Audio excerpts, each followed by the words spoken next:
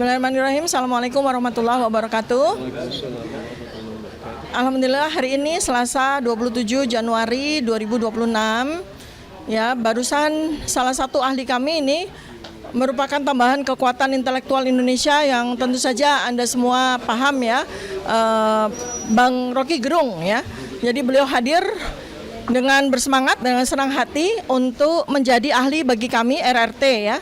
Jadi barusan juga kita ini konsolidasi antara tim Bala RRT, Barisan Pembela RRT, Roy Rismontiva, dan TPDT ya, tim Pembela Dr. Tiva. Nah, ini adalah satu bentuk dari bagaimana kita berhasil membangkitkan kekuatan para ilmuwan, para intelektual. Mulai dari tanggal 20 Januari 2026 kita sudah hadirkan 3 orang guru besar, 3 orang profesor ya yang ini saya juga mau memperkenalkan dengan istilah oracle ya. Jadi oracle itu begawan. Begawan yang sudah menguasai multidisciplinary dan pendapat-pendapatnya itu menjadi sebuah pendapat yang valid ya.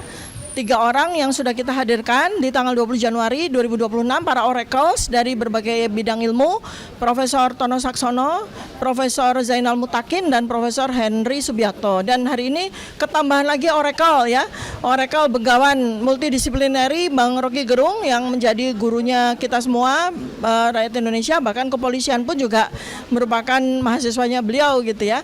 Jadi alhamdulillah ini adalah bentuk kekuatan kebangkitan para ilmuwan intelektual. Dan esok hari kita akan berkonsolidasi juga dengan kekuatan intelektual dari Indonesia, yaitu Muhammadiyah ya. Muhammadiyah juga menerjunkan 6 orang advokat. Besok kita akan rapat konsolidasi ya. Ini lawyer kami semua sudah berkonsolidasi juga di sini. Dan siang ini sambil menunggu Bang Rocky Gerung diperiksa oleh penyidik, kita akan rapat bersama dengan 13 orang ahli dan saksi ya yang sudah bersedia, sudah menyatakan kesediaannya untuk menjadi ahli kami ya, dari berbagai penjuru nih, para ilmuwan intelektual, bahkan tak kurang dari Wakapolri, insya Allah Wakapolri Pak Jenderal Uguroseno juga menjadi ahli ya, ahli bidang ahli kepolisian dan ahli hukum acara pidana, dan beberapa jenderal polisi juga sudah confirm untuk hadir menjadi ahli kami, dan sekaligus juga saksi fakta. Jadi ada beberapa profesor guru besar dari Yogyakarta itu juga menyatakan akan menjadi ahli sekaligus juga menjadi saksi fakta karena mereka juga hadir pada tanggal 15 April 2026. Jadi ini adalah sebuah kebahagiaan, kegembiraan bagi kita seluruh rakyat Indonesia ya. Jadi justru pada kesempatan ini kriminalisasi RRT ini justru menjadi sebuah momentum ya, kebangkitan para intelektual, kebangkitan para ilmuwan untuk bersama-sama dengan kita menyuarakan kebenaran.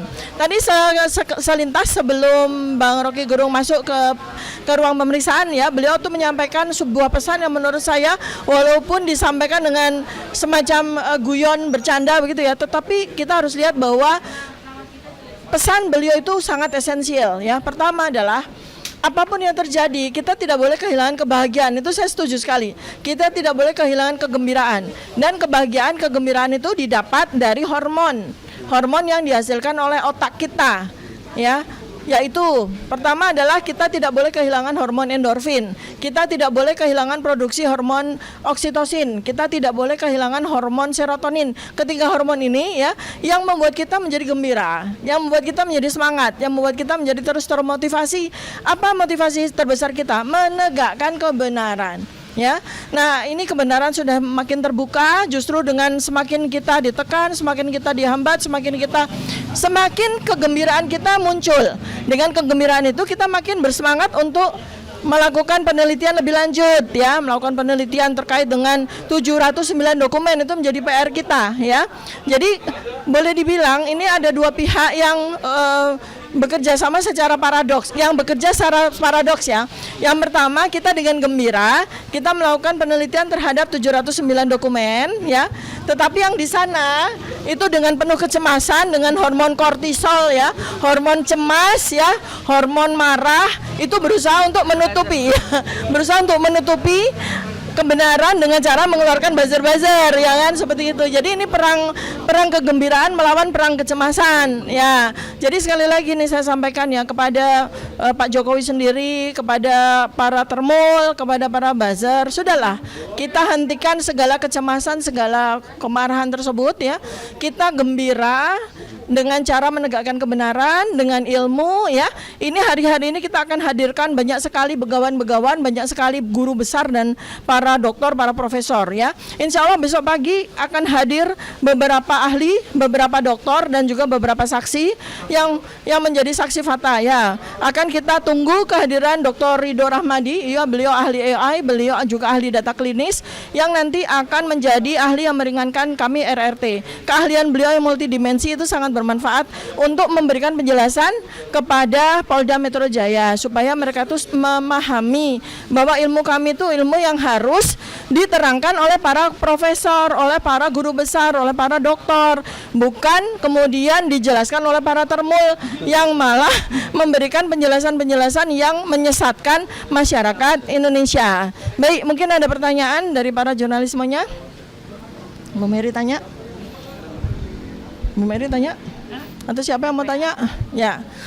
Jadi ya misalnya sekarang kita sudah membuka kebenaran itu dengan buku Jokowi's White Paper. Jadi dengan buku Jokowi's White Paper itu sudah selesai penelitian kami bahwa memang ijazah yang beredar selama ini baik dalam bentuk postingan digital maupun dalam bentuk fotokopi itu sudah kami teliti, kami bertiga teliti dan memang sudah kami nyatakan ya menurut keyakinan kami secara scientific base itu adalah palsu 99,9% ya. Nah sekarang kami juga sudah mulai meluncing hasil penelitian kami satu demi satu ya. Bang Rismon sudah duluan selesai di dalam penelitiannya terkait dengan dokumen riwayat pendidikannya Gibran. Jadi beliau sudah mengeluarkan hasil penelitian dalam buku Gibran and Game ya. Ini nanti akan disusul oleh saya ya, insya Allah dalam minggu kedua Februari buku saya yang merupakan bagian dari trilogi buku Gibran's Black Paper ya. Buku saya bagian saya namanya Gibran's Black Brain, meneliti otaknya Gibran. Insya Allah nanti mohon ditunggu. Jadi ini yang merupakan kerja atau karya ilmiah kami. Jadi ini kami nggak akan Bang Roy nanti Gibran's Black Chapter ya. Jadi itu trilogi Gibran's Black Paper itu. Nah, kami jalankan dengan gembira, nggak ada stres sama sekali. Pokoknya kami jalankan dengan gembira. Kami terus melakukan penelitian ya selama 9 bulan tanpa berhenti. Terus kemudian kami lakukan observasi ya. Terus bersama dengan para guru besar para dokter yang bermunculan satu demi satu untuk membela kami ya. Baik, terima kasih. Mohon doanya, kita akan menunggu ya. Bagaimana tentang Bang Egy sama DHL yang berbalik arah malam sekarang melaporkan? Ya, jadi saya juga udah sampaikan ya beberapa waktu yang lalu bahwa ada cahaya yang diturunkan oleh Allah Subhanahu wa taala menjadi cahaya penerang bagi kita semua. Cahaya yang pertama adalah iman ya, cahaya yang kedua adalah ilmu ya. Jadi kita kalau merasa bahwa kita kurang ilmu, jangan berdekatan dengan dunia kegelapan. Justru kita harus mencari cahaya itu ya. Jadi datanglah, mendekatlah kepada cahaya iman dan cahaya ilmu. Insya Allah kita akan mendapatkan pencerahan. Tetapi kalau kita mendatangi dunia gelap, ya, mendatangi daerah gelap yang seperti macam di Sumber begitu, kita akan diliputi oleh kegelapan juga, sehingga kita sulit untuk menegakkan kebenaran lagi. Jadi itu jawaban saya ya Bu Mary ya. Oke ya, baik ya. Itu di mana sih batasan kajian ilmiah dan pasal yang dikenakan oleh RRT ini kan terkait undang-undang ITE ya, pencemaran nama baik, pasal 28, 32, di mana batasannya? Pertama tentu sebagai PH dari Dr. Tifa, Roy Suryo dan Rismon, kita harus jelas dulu bahwa pasal-pasal yang dituduhkan itu kan lebih pada satu terkait dengan pencemaran nama baik, yang kedua terkait dengan undang-undang ITE. Apakah kemudian pasal ini sesuai? Justru kehadiran ahli kami kemarin, misalkan dari Profesor siapa namanya, Tono Sasono, Profesor Hendy Subiakto, misalkan saya memberikan titik tekan pada Profesor Hendy Subiakto misalkan.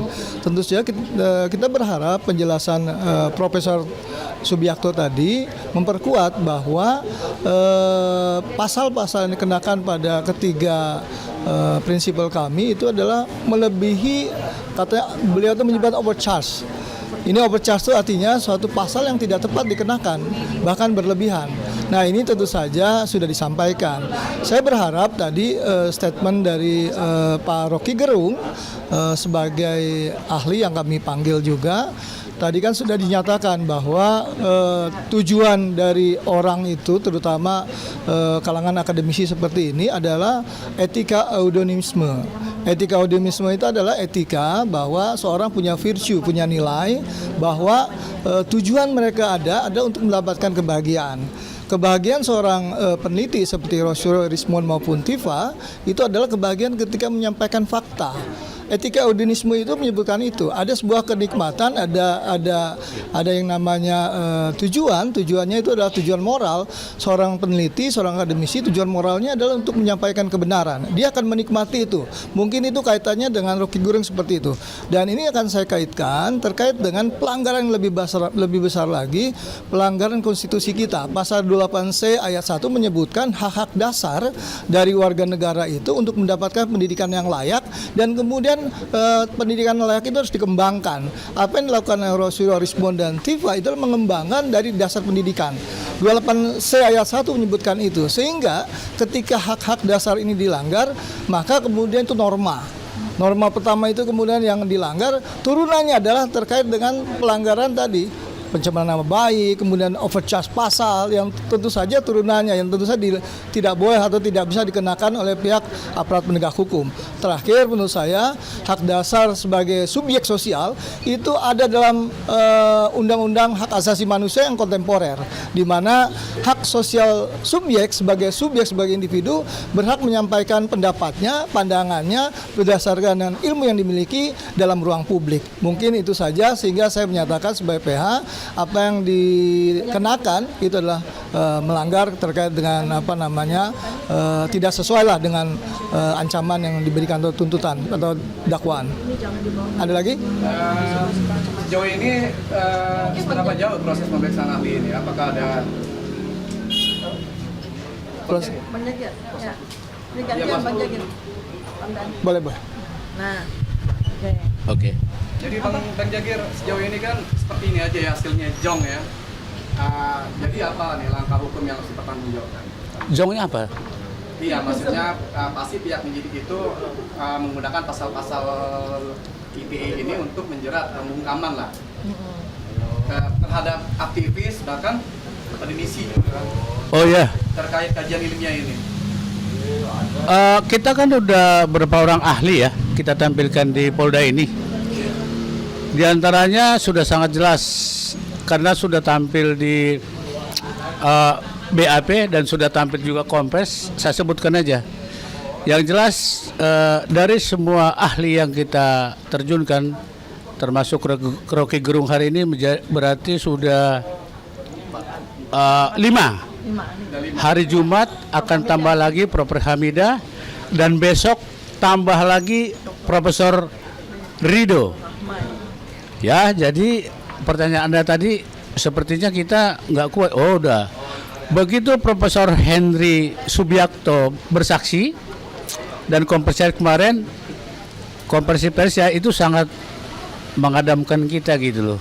Artinya membuat kita jadi semangat lagi karena ternyata pasal Undang-Undang ITE khususnya 32, 35 itu tidak layak diterapkan. Kenapa gitu loh? Ada alasannya Profesor Henry, karena beliau salah satu dulu yang juga menyusun Undang-Undang ITE, gitu ya. Jadi ada 4 hal kemarin yang disampaikan oleh Profesor Henry untuk menangkal atau untuk katakanlah untuk menangkal atau mengcounter pasal 32, 35, begitu loh. Jadi kita nggak masalah lagi. Jadi kalau dengar pendapat dari pendapat dari Profesor Henry Subiakto, wah sangat mantap. Dan menurut saya sih setidaknya penyidik atau jaksa atau siapapun nanti mempertimbangkan itu. Satu, saya ingat sekali yang namanya expert privilege. Semua ahli itu secara istimewa berhak memberikan pendapat yang layak diketahui oleh masyarakat. Bayangkan. Kedua, moral duty. Ya ahli atau siapapun itu secara moral bertanggung jawab memang memberikan keterangan kepada masyarakat. Itu tanggung jawab moral. Jadi bertiga ini RRT ini pendidikannya luar biasa. Jadi mereka secara moral itu berhak memberitahukan kepada rakyat, pada siapapun itu. Ketiga, truth. Ya, Mbak Tipa nih hafal banget ya. Sampai kita saling sharing truth. Kebenaran itu yang diverifikasi. Artinya kebenaran itu kalau sudah diverifikasi secara metode ilmiah, metode penelitian itu benar adanya. Ya, keempat, opinion. Pendapat siapapun kita ini tidak perlu ahli, berpendapat itu bebas dan boleh. Jadi berdasarkan 4 hal itu dari Profesor Henry Subiakto sangat membuat kita tambah semangat lagi, tambah motivasi lagi, dan kita yakin benar-benar Undang-Undang ITE khususnya pasal 32, 35 tidak bisa diterapkan.